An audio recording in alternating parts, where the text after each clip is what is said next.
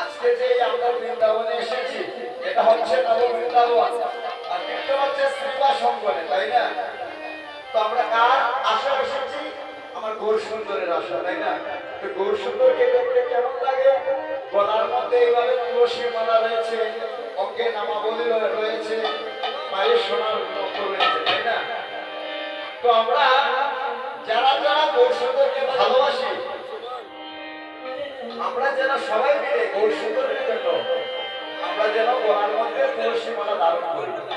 কারণ এই তুলসী মালার মধ্যে মনে মূল্যবান জিনিস রয়েছে, তাই না?